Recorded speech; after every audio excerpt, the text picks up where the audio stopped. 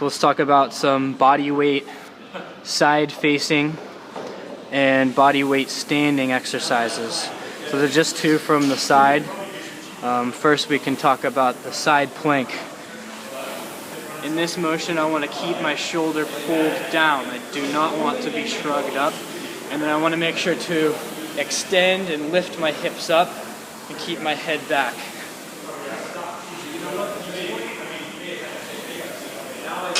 Okay. And also come from here, pressing through the elbow. And also do a side crunch. This is a decent exercise. It'll kind of light up your obliques, but keeping tight and extended. Hands in this position here. And I'll just lift. It's a small range of motion. Try to exhibit control at the top there. Now for the standing exercises. I'm going to do a one-legged toe touch. Here I want to try as much as possible to keep a neutral spine. And I want to bend at the knee and the hip as much as possible, as much as I need to, in order to reach my heel. It's better to reach my heel than to reach in front of me, because if I'm going to introduce an object, which we will, a weighted object, I want to keep that as close to my center of mass as possible. Also being active with the up leg. Kick that leg back like a touchdown. Usually I want to touch left hand to right foot, opposition.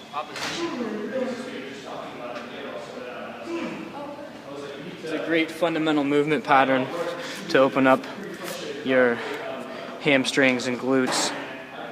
Next, I'm going to talk about some leg swings, a good opener for your hips, good work for your balance, and also just working the mobility and stability of your ankle. I want to go through as much of range of motion as I can, both in front and behind, while maintaining a neutral spine. The torso position will remain rigid and upright.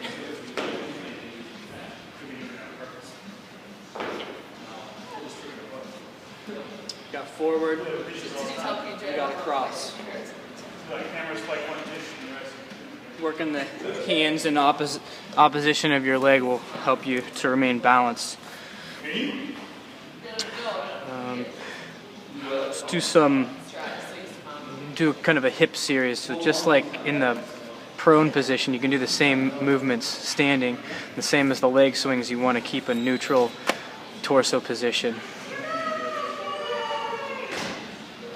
So first, I'll kick up. I'll come into internal and external rotation. My knee stays fixed in space.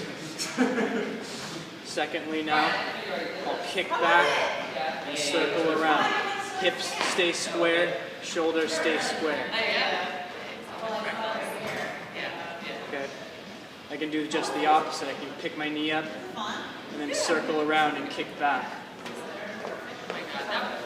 Helps to squeeze your butt on the back end of the motion. Then I can just raise to the side. Lighten up your glute here. I can kick back more at an angle.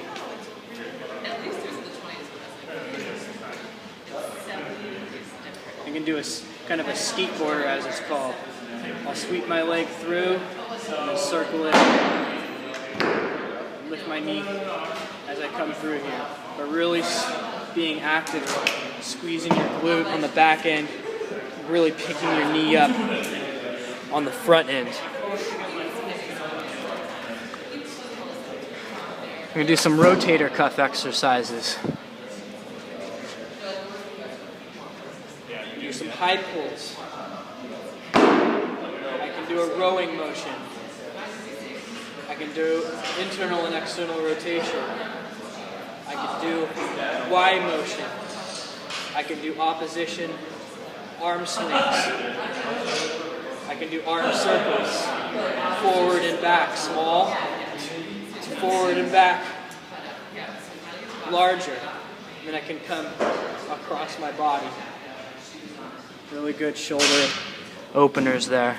And then lastly, I can do a trunk twist, and this is a fundamental movement pattern where you're going to keep your hips and shoulders moving together. I'm going to pivot on my foot. So as I turn my right shoulder, I'm turning my hip, pivoting this foot. My shoulders and hips will stay at the same level as I go through this range of motion. So coordinating the pivot of the foot, the turn of the hip, and the turn of the shoulder. So that is the body weight side lying exercises and the body weight standing exercises.